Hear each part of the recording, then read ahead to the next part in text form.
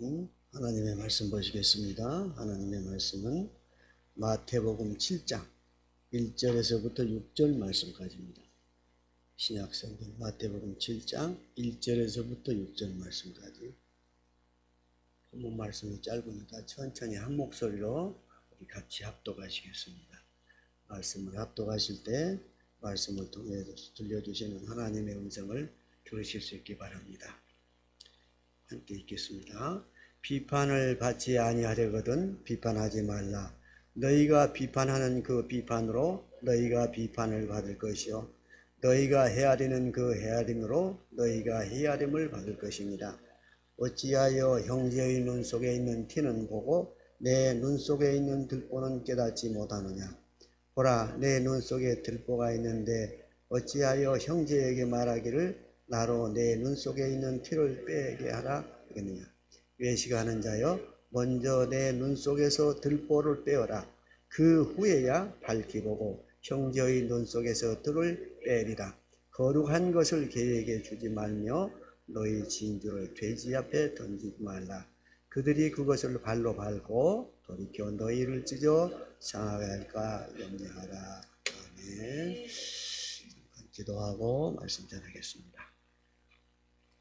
아버지 하나님, 은혜를 감사합니다. 오늘도 저희들을 통하여 예배드릴 수 있는 귀한 은혜를 허락하여 주시고 이 시간 또 말씀을 통하여 비춰 은혜 나눌 수 있는 귀한 시간 주신 것을 감사합니다.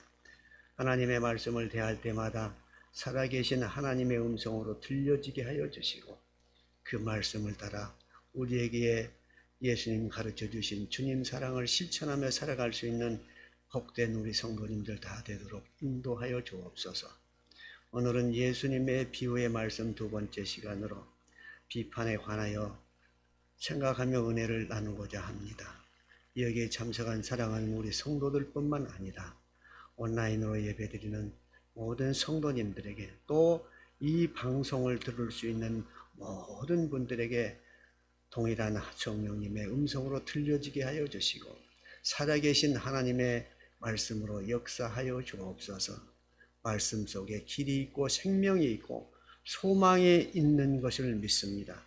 길과 소망이 보여지게 하여 주시고 모든 생명들이 새롭게 새 소망을 가지고 살아갈 수 있는 귀한 은혜의 말씀으로 들려지게 하옵소서.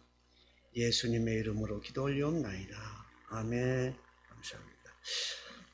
이제는 예수님의 비유 설교 두 번째 시간입니다. 비유 설교 두 번째 시간인데 이적 설교가 37가지 있다고 그랬었죠. 비유 설교는 38가지가 있습니다.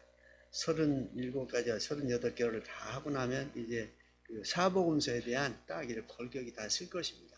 그 틀 위에서 사복음서가 이해가 되면 나머지 신약 성경은 대부분 예수님의 말씀을 기초로 하여 이렇게 전개되어 나가는 그런 말씀이기 때문에 신약 성경 전체가 쉽게 보여지고 이해되리라 믿습니다. 그것 자체가 성령님의 역사 아니겠어요? 우리가 성경 말씀을 하나님의 말씀인데 어째 인간의 지식으로 깨달을 수가 있겠습니까? 인간의 지식으로 봐보면 모순투성이고 앞뒤가 맞지 않고 그렇지만 신령한 하나님의 주신 신령한 눈으로서 하나님의 말씀을 바라보면 그 말씀이 능력이 되고 또 그 안에 생명이 있고 길이 있는 것이 깨달아지지 않습니까? 오늘 이 비유의 말씀이나 이적의 말씀은 벌써 2000여 년 전에 예수님께서 우리에게 가르쳐 주시고 알려주신 그런 말씀인데 시대와 장소와 또 역사와 문화적 배경이나 관습이나 이런 모든 것을 초월하여 지금도 변화되지 않고 그대로 적용되고 있습니다. 2000년 전이나 1000년 전이나 지금이나 동일하게 적용되고 있습니다. 또 앞으로도 동일하게 주님 오시는 날까지 이 말씀이 그대로 적용될 것입니다. 그러나 한 가지 변한 것이 한 가지 있어요. 믿는 사람들이 변해 있어요. 힘겹고 어려운 시절에 말씀을 믿고 기도하고 믿어왔는데 지금 좀 넉넉해지고 풍요로워지니까 어떻게 해요? 적당한 거리에 말씀을 두고 믿잖아요. 그런 성도들이 많잖아요. 우리 사랑하는 교회는 그런 성도가 한 분이 없습니다. 한 분도 없는데 큰 교회들 보면 적당한 거리에서 이렇게 거리를 두고 믿는 성도들이 많고 기도도 하지 않고 말씀은 뭐 보지도 않고 주일날 나와서 뭐 성경책도 가지고 오지도 않고 화면에서 지금 다 띄워주잖아요. 그렇게 보는 편하게 믿는 그런 시대가 됐습니다. 우리에게 주신 은혜가 너무 많아서 은혜에 취해서 은혜에 감사할지 모르는 그런 신앙 상태가 되어버렸습니다. 정말로 우리가 생각하고 또 다시 한번 기도해야 할 그러한 제목들이 많은 그런 시대에 살고 있습니다. 우리가 오늘 이런 말씀을 통해서 우리가 다시 한번 우리 자신들을 돌아보면서 어떻게 살아야 할 것인가, 우리 신앙의 자세를 가다듬는 그런 시간이 되기를 소망합니다. 오늘 본문 말씀은 두 가지 비유가 나오죠. 3절 말씀에 보면 들보와 티, 그리고 6절 말씀에 보면 거룩한 것과 진주, 이렇게 두 가지 큰 틀 속에서는 두 가지 비유가 나옵니다. 그리고 다른 축에서 생각하면 하나는 오늘 본문 말씀은 전체적으로 비판하는 자의 입장에서 말씀이 전개되어 있습니다. 그런데 본문 말씀에는 비판을 듣는 자에 대한 그러한 태도는 나와 있지는 않습니다. 오늘 본문 말씀을 말씀드리고 시간이 좀 여유가 있으면 비판을 듣는 자의 입장에서는 어떻게 할 것인가 하는 문제까지 말씀을 나누고 그리고 오늘 말씀을 결론을 내리려고 합니다. 오늘 본문 말씀에 앞서서 6장에서는 주로 성도들의 일상생활 가운데 어떻게 살아가야 할 것인가, 지켜야 할 것들이 기록되어 있습니다. 그러나 오늘 본문은 7장 1절부터 6절 말씀은 다른 사람과의 관계 속에서, 대인관계 속에서 어떻게 율법이나 규례를 적용하며 살아갈 것인가 하는 것들이 기록되어 있습니다. 오늘 본문 말씀에는 다른 사람들을 함부로 판단하거나 비판하는 것을 금지하고 있는 그러한 내용의 말씀이 기록되어 있습니다. 또 성도들은 죄와 철저히 분리된 삶을 살아야 하고 또 죄와는 타협하는 그러한 생활을 해서는 안 됩니다. 그래서 판단 또는 이런 것들, 남을 비판하는 것, 이런 것들에 대해서 금지를 하고 있습니다. 오늘 본문 말씀은 그 다른 사람들의 사소한 그 허물을 끝까지 물고 늘어지면서 막상 자기의 잘못은 깨닫지 못하는 그런 이율배반적인 태도를 취해서는 안 된다고 하는 그러한 것을 강하게 교훈하고 있습니다.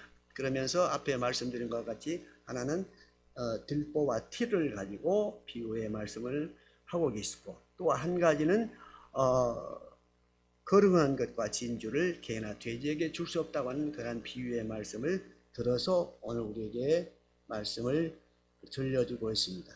이러한 내용의 말씀들을 좀 더 구체적으로 살펴보면서 우리에게 주시는 교훈이 무엇인가 하는 것을 생각하면서 은혜를 나누고자 합니다.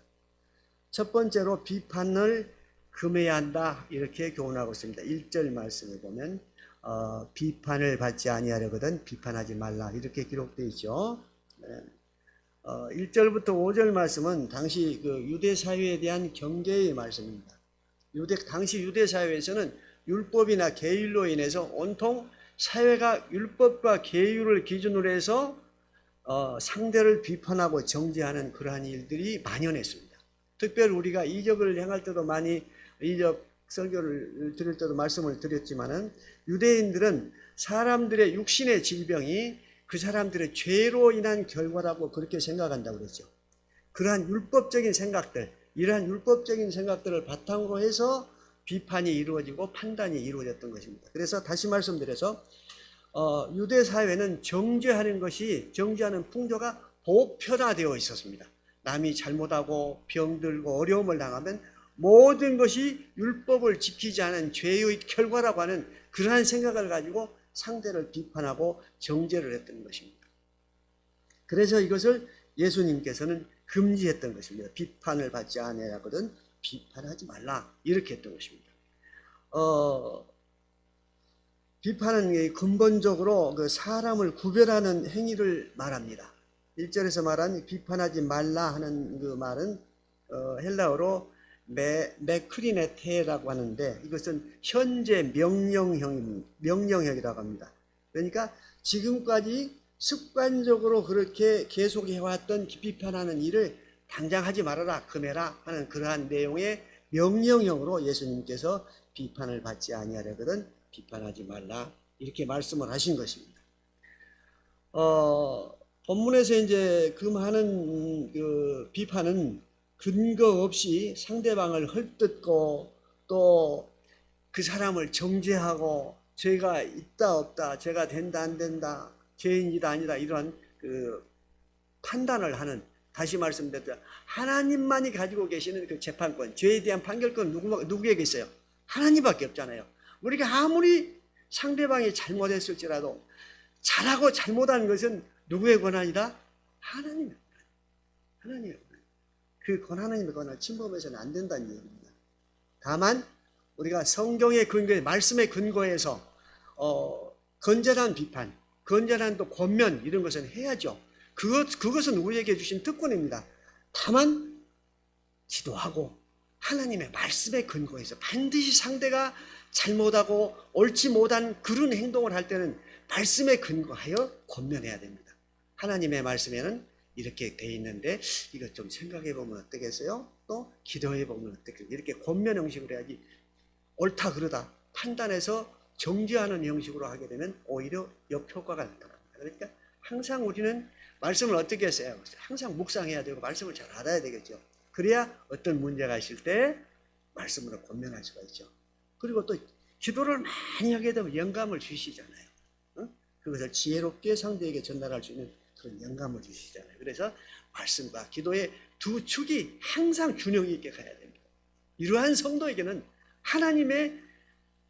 하나님께서 능력을 주시고 또 지혜를 주시고 많은 사람들을 포용할 수 있는, 관용할 수 있는 그러한 신앙의 역량을 주시잖아요. 그러니까 말씀과 기도가 항상 동일하게 균형 있게 나아가게 되면 언제나 하나님의 은혜가 차고 넘치게 됩니다. 로마서 2장 1절 2절 보면 그러므로 남을 판단하는 사람아 누구를 막론하고 내가 핑계하지 못할 것은 남을 판단하는 것으로 내가 너를 정죄함이니 판단하는 내가 같은 일을 행함이니라. 이런 일을 행하는 자에게 하나님의 심판이 진리대로 되는 줄 우리가 아노라. 남을 판단하는 자는 똑같이 하나님으로부터 심판을 받는다 하는 그런 내용입니다. 심판은 언제 있습니까? 물론 현재적인 심판도 있습니다만 예수님 재림하실 때 심판대 앞에서 심판을 받는다 그 얘기예요. 현재적인 심판뿐 아니라 미래적인 예수님 재림했을 때 그 심판까지 우리는 포함해서 이해를 해야 됩니다. 그랬을 때 현재적인 심판뿐만 아니라 미래적인 심판도 있다고 하는 그런 것을 우리가 생각하고, 현재적인 심판에 대해서 우리가 주님으로부터 영감을 받아서 죄를 회개했다면 미래적인 심판이 면해지겠죠. 그러나 현재적으로 죄에 대해서 뉘우치지 않는다면 그대로 그것이 미래적인 심판에 영향을 미칠 수밖에 없죠. 죄는 언젠가는 우리가 치르고 넘어가야 할 그러한 문제입니다. 우리가 회개를 하지 않는다거나 회개를 한 지고 그대로 있다고 그러면 반드시 하나님 앞에서 그 죄에 대해서는 책임지고 받습니다. 그러나 회개를 하게 되면 심판대 앞에 가서 우리가 자유스러울 수 있죠. 회개를 하게 되면 진심으로 우리가 해결하면 어때요? 즉시로 하나님께서 우리의 죄를 용서해 주시잖아요. 즉시로 용서. 이걸 확신을 가져야 됩니다. 죄에 대한 회개가 눈물 흘리고 금식하고 처리하고 그래야만 용서받는다고 하는 고정관념에서 벗어나야 됩니다.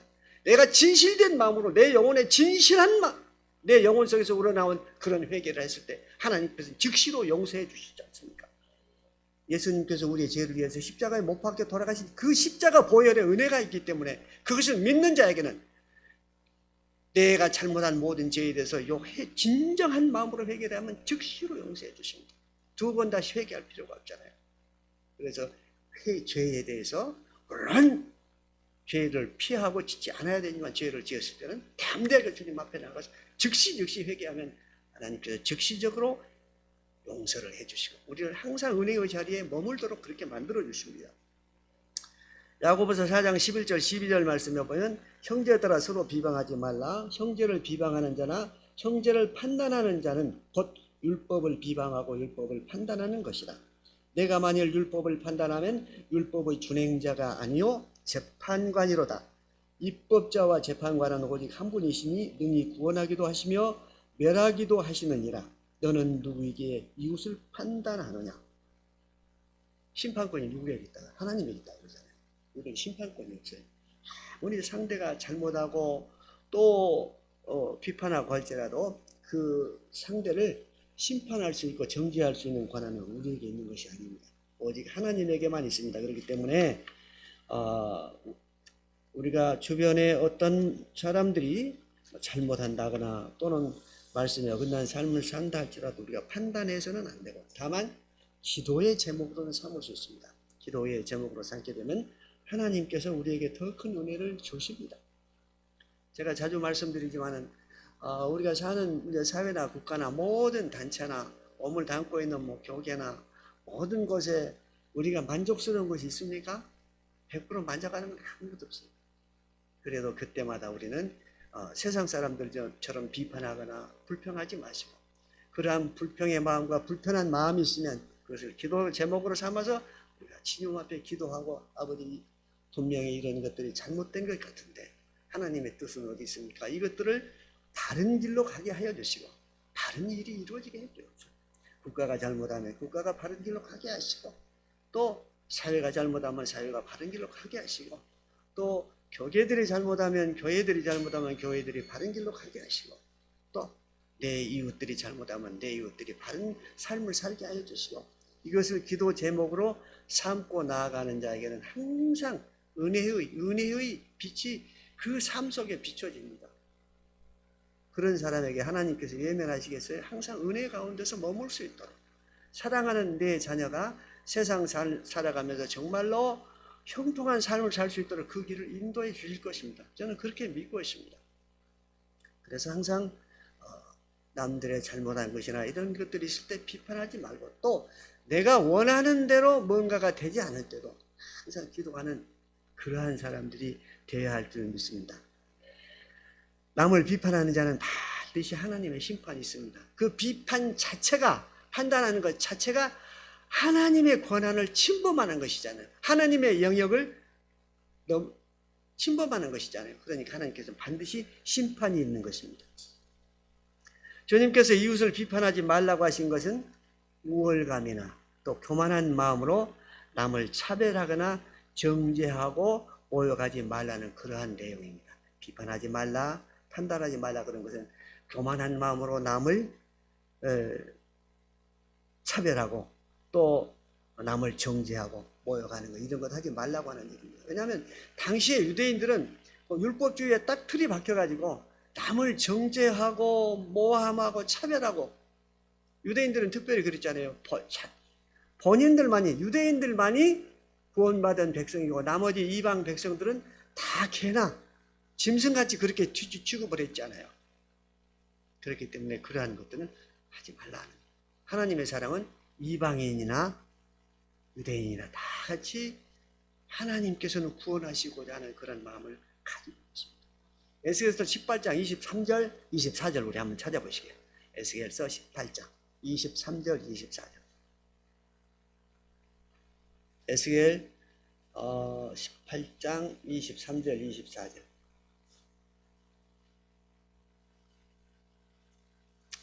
구약성경 1175페이지입니다. 찾으셨어요? 1100절 함께 합독하시겠습니다. 주 여호와의 말씀이니라.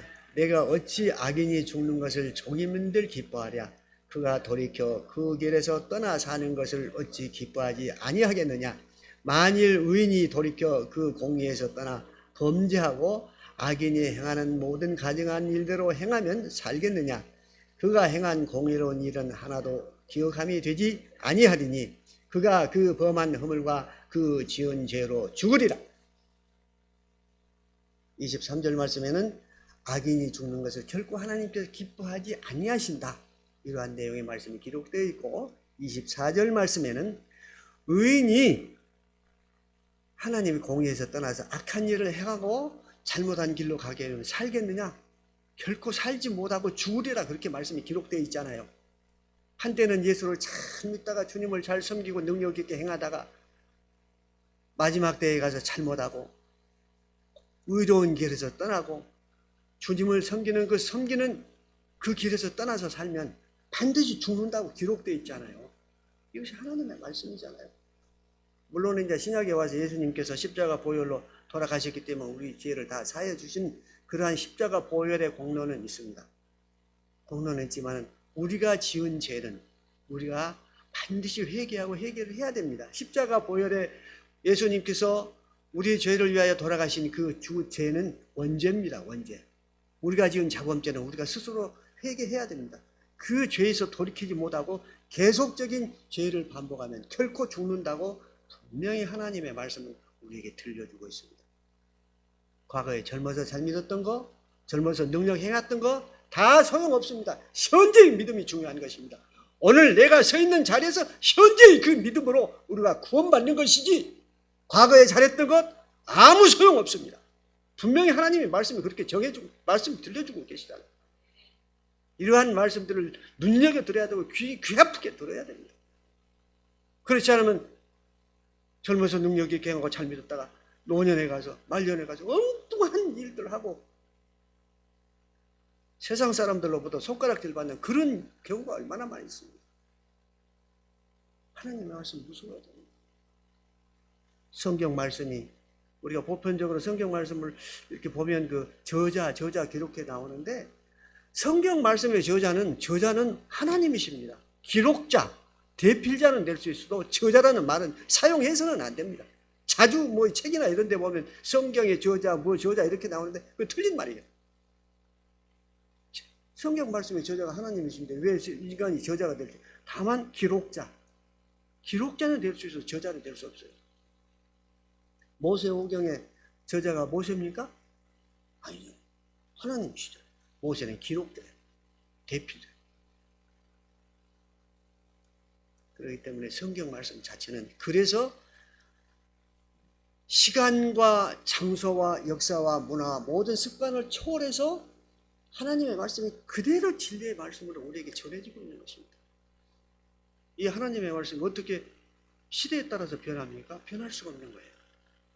그렇기 때문에 처음 가졌던 처음 믿음, 그 믿음을 끝까지 지켜나가야 하는데 하늘에서 상급이 있고 구원이 이루어지는 것입니다.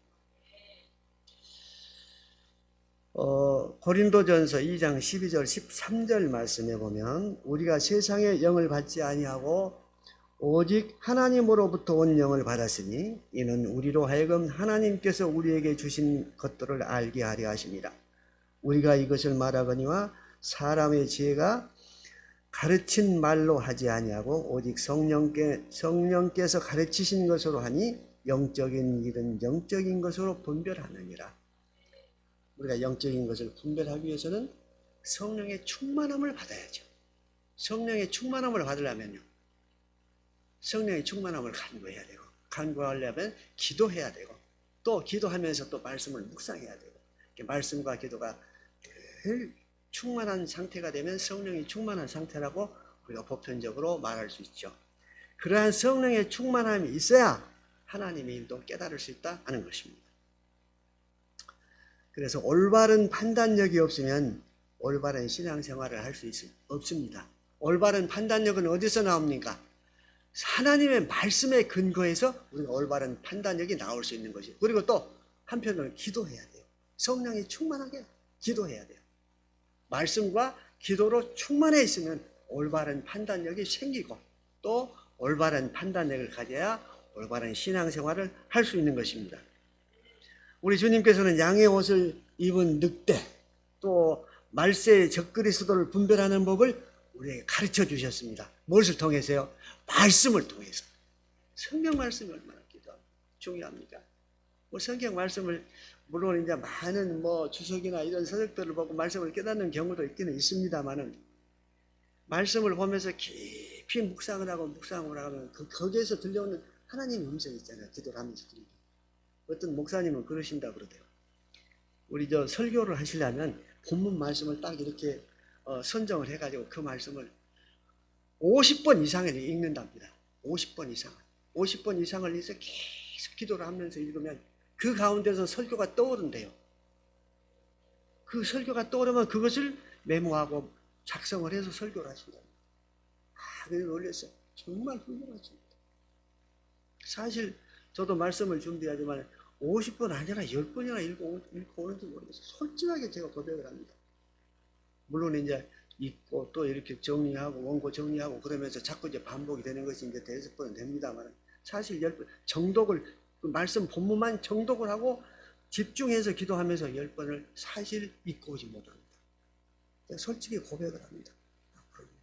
이런 훌륭하신 우리 원로 목사님들처럼 열심히 말씀을 전해서 그렇게 해서 말씀을 전해야겠다. 그런 생각을 많이 합니다.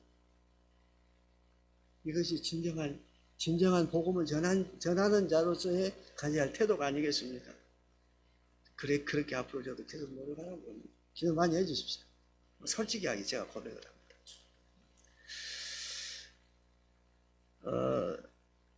두 번째로 이제 우리가 생각할 것은 비판하는 것은 자신을 해롭게 하는 것입니다. 남을 비판하는 것은 곧 자신을 해롭게 하는 것이다 하는 것입니다. 2절 말씀에는 그 남을 함부로 비판하는 자들이 받을 심판의 내용이 나와 있죠.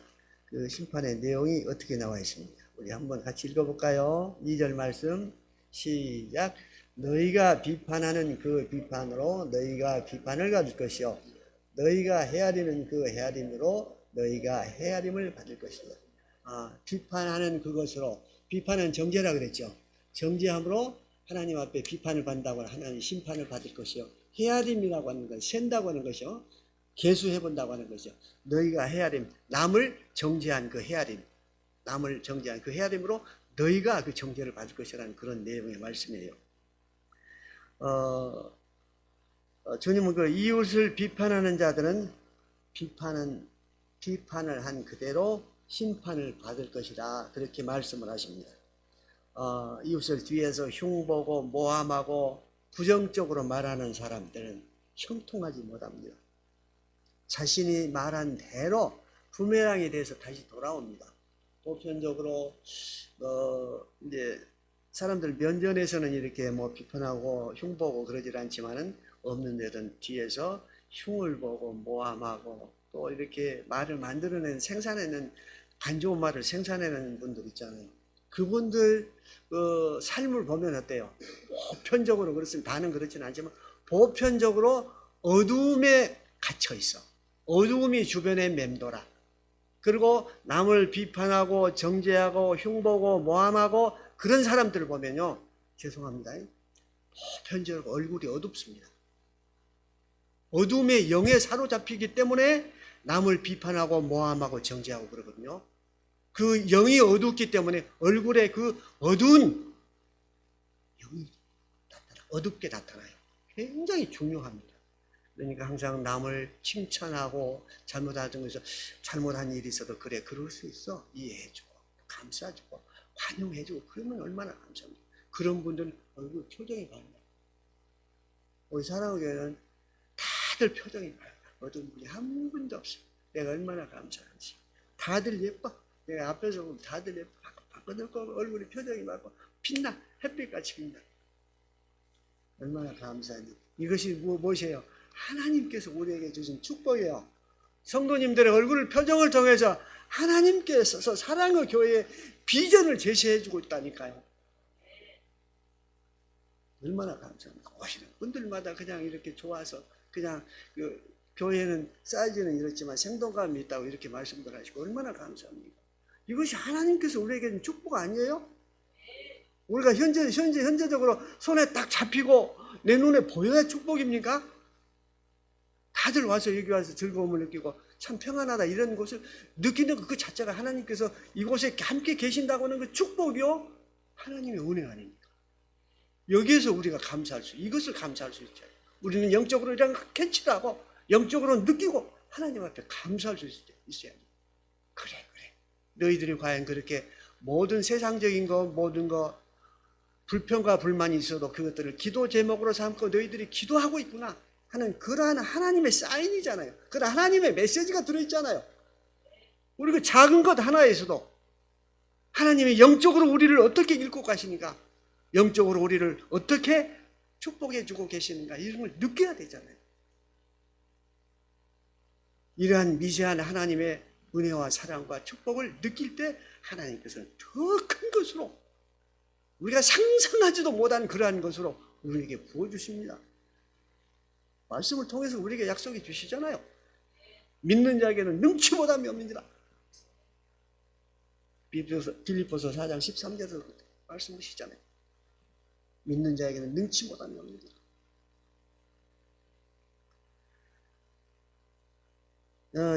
이웃을 이롭게 하는 건전한 비판. 남들이 잘못된 길로 가고 또 이런 잘못된 행동을 할 때 그것을 건전하게 이렇게 안내해주고 또 격려해주고, 이런 말은 어떻게 비판이란 말을 사용하기는 좀 그렇습니다만은 그것을 건전한 비판이라고 이렇게 얘기를 할 수 있습니다. 남을 이렇게 좋은 길로 안내하고 격려해주고 이런 말들, 건전한 비판이라고 할 수 있는데, 이것은 하나님께서 우리에게 주신 특권입니다. 선한 영향력을 가지고 살아가도록 우리에게 부여주신 특권이요, 우리에게 부여주신 하나님께서 우리에게 주신 선한 영향력을 행사하며 살아가는 도구입니다. 남들이 불안해하고 또 어떠한 어려움이 있을 때 그들을 격려해주고 위로해주고 기도해주고, 또 어려움이 있으면 손잡고 기도도 해주고, 내가 또 기도해줄게, 또 이러면서 그들을 이끌고 나가면 얼마나 하나님께서 기뻐하시겠습니까? 이것이 곧 예수님께서 우리에게 가르쳐 주신 사랑입니다. 사랑이 먼 데 가서 큰일 하고 남들이 눈에 보일 만큼 확연하게 들어가는 그것도 물론 사랑입니다만, 그한 사랑만을 가르쳐 주신 것은 아닙니다. 보이지 않는 곳에서, 남들이 알아주지 않는 그곳에서 조그만 사랑, 남들을 따뜻하게 하고 위로하는 그러한 사랑을 실천하면 사는 거기에 주님께서 함께 하시고, 주님께서 그러한 손길을 통해서 은혜를 주시고 은혜의 통로자가 은혜의 되게 만드시는 것입니다. 야고보서 2장 13절 말씀에 보면, 긍휼을 행하지 아니하는 자에게는 긍휼 없는 심판이 있으리라.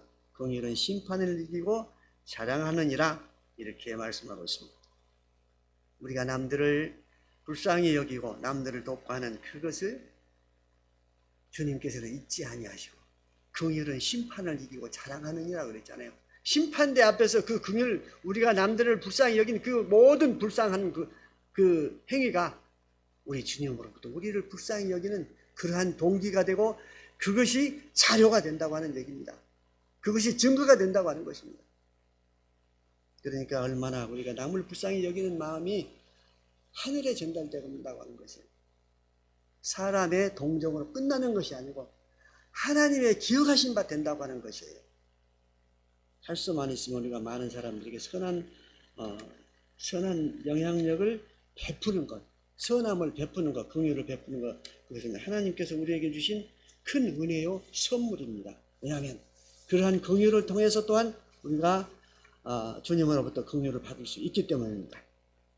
5절 말씀에 보면 외식하는 자여 이라는 말씀이 기록되는데, 외식하는 자라는 것은 자신의, 오늘 본문 말씀을 통해서 보면 자신의 죄를 깨닫지 못하고 무책임하게 남의 허물을 들추어서 비판하는 자, 이것을 외식하는 자라 오늘 본문 말씀을 통해서 볼 때는 그렇게 해석을 할 수가 있습니다.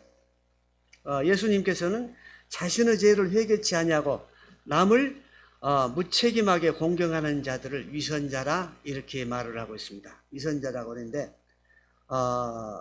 이런 위선자들은 하나님의 말씀을 믿지도 아니하고 용서와 사랑도 하지 않고 이러한 자들을 위선자라고 하는데, 이러한 위선자들을 예수님께서는 적그리스도 또 이단자들이다 이렇게 말씀을 하는 것입니다. 그러니까 겉과 속이 다른 자, 남을 정죄하고 비판하는 자, 그 속에는 악한 영이 작용을 하고 있고, 그 악한 영이 작용하는 곳에는 적그리스도요, 그것이 이단자들이다 하는 것입니다.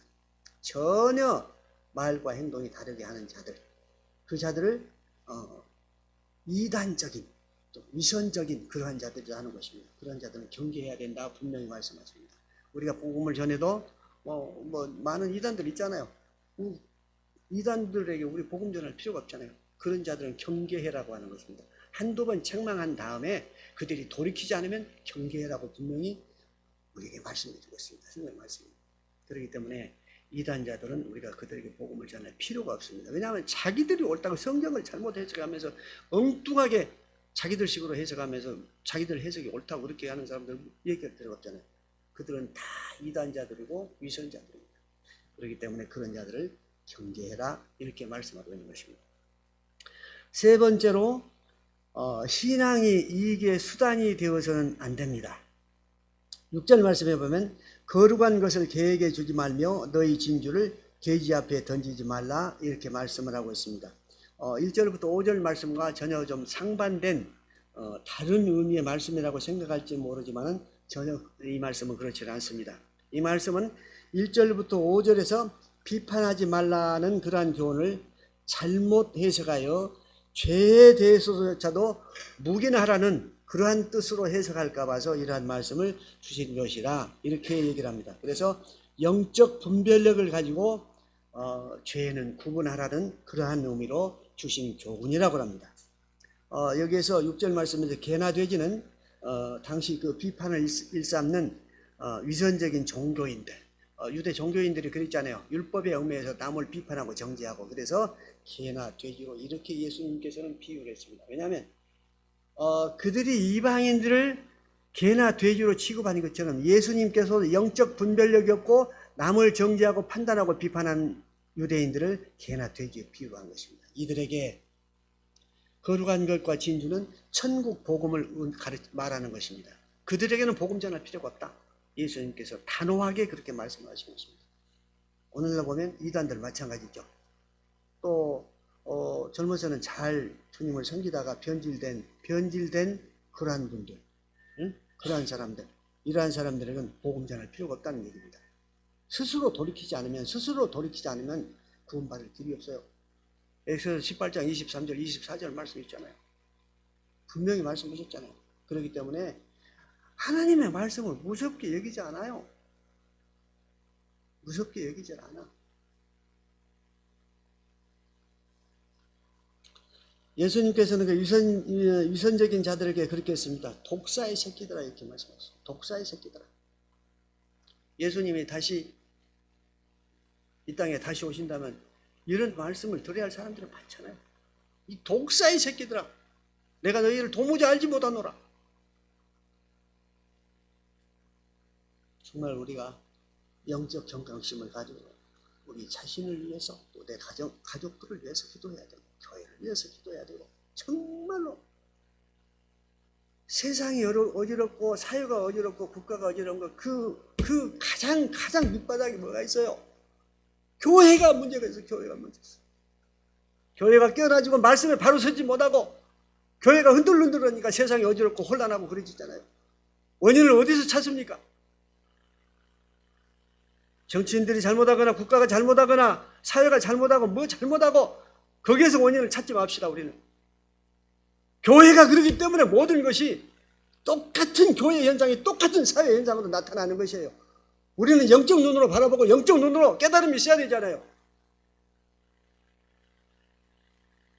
교회가 어지럽고 시끄러우니까 세상이 국가가 그러지 어지럽고 시끄럽고 하나가 돼야 할 국가와 사회가 모든 것들이 분열되고 중구난방이고 그러잖아요. 이런 시대에 우리가 살고 있습니다. 교회가 깨어나요. 일제시대 그 어려운 시절에는 정말로 생명을 걸어가면서 우리 믿음의 선배들은 다 믿음을 지켜왔는데 정말 눈물을 흘려야 할 일이고 깨어야 할 일입니다. 좀 그 세게 목회를 하시고 그런 그 목회자들을 보고 정죄하고, 다른 목회자들이 어떻게 그렇게 그 막 열심히 목회를 하시냐고 적당히 하시지. 새벽 예배도 드리고 막 저녁 예배도 매일 새벽 예배 저녁 예배 매일 드리고 24시간 이렇게 끊이지 그치지 않고 계속 마라톤 기도를 하는 그런 교회들을 보고, 다른 목사님들이 그런데 자기 교단도 아닌 다른 목사님들이 왜 당신은 그렇게 목회를 하냐고, 우리가 귀찮아 죽겠다고. 목회자들이 이렇게 해야 할 이게 말입니까? 정말 부럽다고, 우리도 그렇게 해보려고 노력하려고 해보겠다고 이렇게 나가야지. 이렇게 편해졌어요. 우리에게 주신 은혜가 많아서. 한국 교회가 이렇게 병들어 있습니다.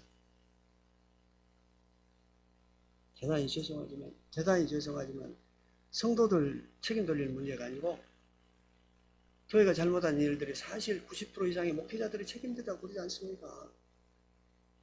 저도 목회자 한 사람으로서 그런 책임을 통감하고 있습니다.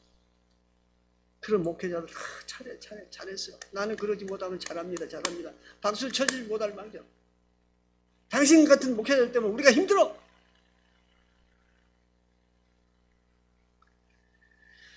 그러고 있는 것이 오늘 한국 교회의 현실입니다. 기도해줘야 되지 않겠어요? 우리가 책임성 있게 기도합시다. 이런 것들을 위해서 우리가 사랑교회가 책임성 있게 기도합시다. 아버지, 우리 책임입니다. 우리 책임성 있게 기도합시다.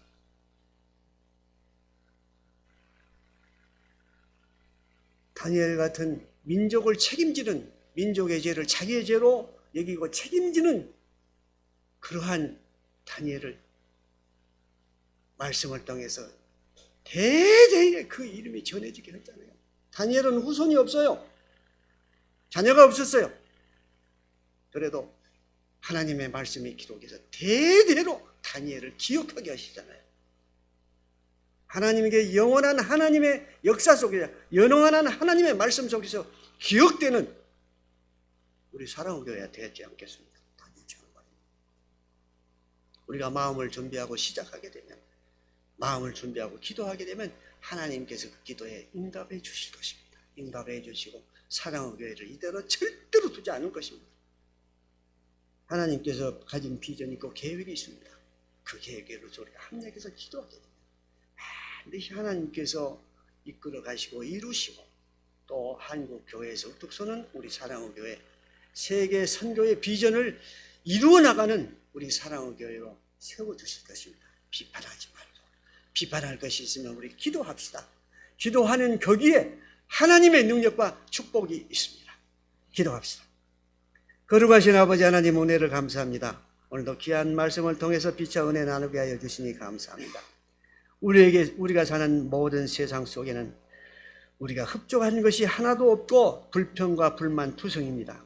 그래도 우리가 주님을 바라보면서 담대히 기도하며 나아가게 하여 주시고, 말씀을 묵상하는 속에서 하나님께서 우리에게 보여주시는 그 길을 찾아갈 수 있도록 역사하여 주시고 축복하여 주옵소서. 이러한 모든 역사와 기적이 사랑의 교회를 통해서 일어나도록 주님 이끌어 주시옵소서. 예수님의 이름으로 기도하옵나이다. 아멘.